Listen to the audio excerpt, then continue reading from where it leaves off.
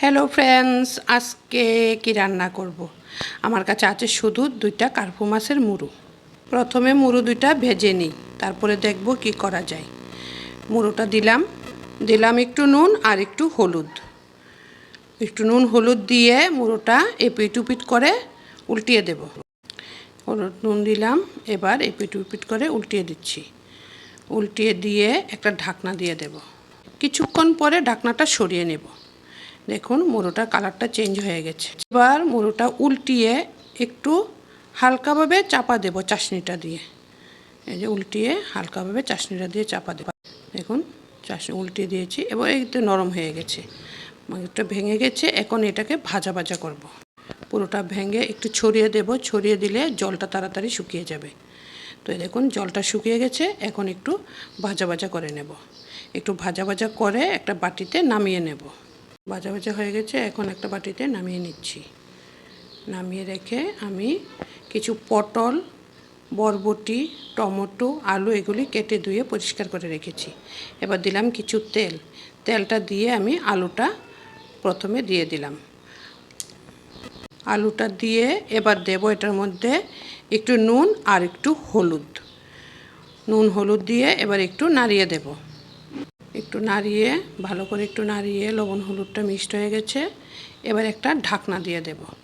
ঢাকনা দিয়ে কিছুক্ষণ রেখে দেব। কিছুক্ষণ পর আমি ঢাকনাটা সরিয়ে নিলাম।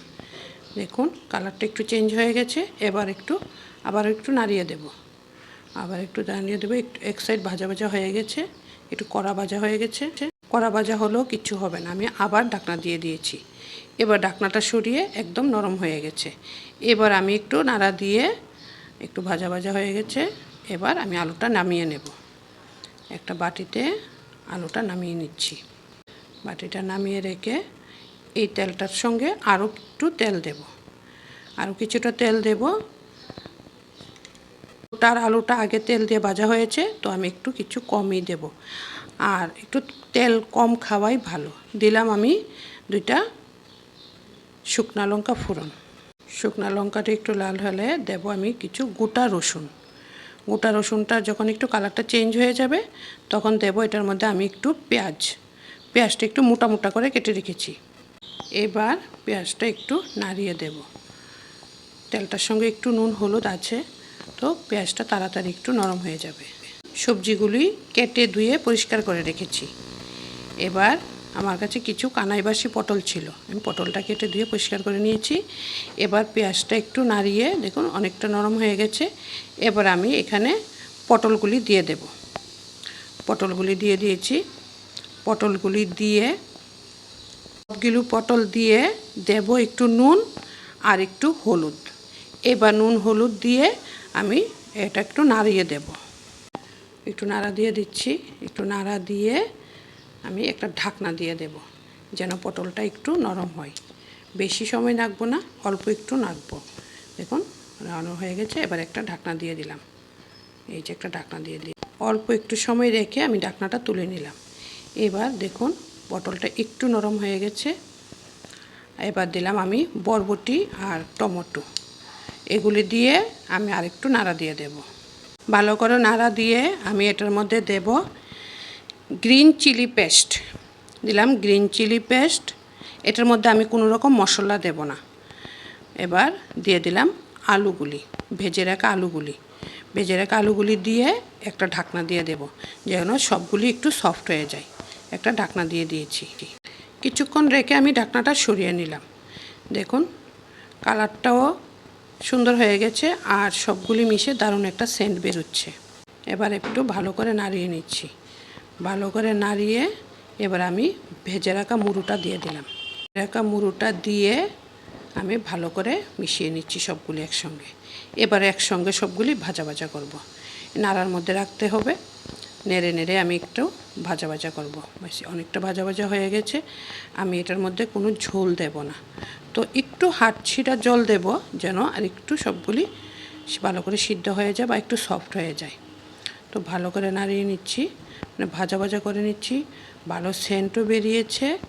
দেখুন কালারও চেঞ্জ হয়ে গেছে। এবার কিছু আলু আমি হাতাটার সাহায্যে একদম ম্যাশ করে দেব। আলুটা 4-5 পিস আলু ম্যাশ করে দিলে সবজিটা একটু মাখা মাখা হবে। এবার একদম পেস্ট করে দিয়েছি, দিয়ে এবার আরেকটু নাড়িয়ে নিয়েছি। আলুটা ম্যাশ করে নিয়ে আমি এটা ভালো করে নাড়িয়ে দেব। এই যে দিয়ে একটু হাত ছিটা জল দিয়েছি যেন সবগুলি সবজি একসঙ্গে ভালো সফট হয়।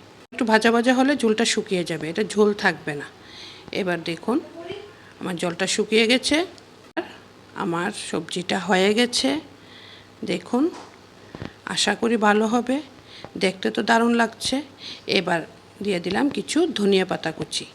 এবার ধনিয়া পাতা কুচিটা দিয়ে আবার একটু ভালো করে নাড়িয়ে নেব। এবার নাড়িয়ে নিয়ে একটা ঢাকনা দিয়ে আমি আঁচটা বন্ধ করে দেব। ভালো করে নাড়িয়ে এবার একটা ঢাকনা দিয়ে দিয়েছি। এই যে ঢাকনা দিয়েছি, আঁচটা বন্ধ করে দিয়েছি। কিছুক্ষণ পরে ঢাকনাটা সরিয়ে নিলাম। বলা যায় যা দেখতে ভালো তা খেতেও ভালো। আশা করি আপনাদের ভালো লাগবে। আমার তো বেশ ভালো লাগছে, সেন্টটা বেশ ভালো লাগছে। এবার একটা সার্ভিং বলে সবটা তুলে নিলাম। এবার দেখুন বেশ ভালো লাগছে দেখতে, আমার তো দারুণ লাগছে। আশা করি আপনাদেরও পছন্দ হবে। আর যদি পছন্দ না হয়ে থাকে তাহলে অবশ্যই বলবেন। আপনারা যদি না বলেন তাহলে আপনাদের পছন্দ অপছন্দ আমি জানতে পারবো না। আর যদি পছন্দ হয়ে থাকে তাহলে চলুন এবার আমরা সবাই মিলে খাবো।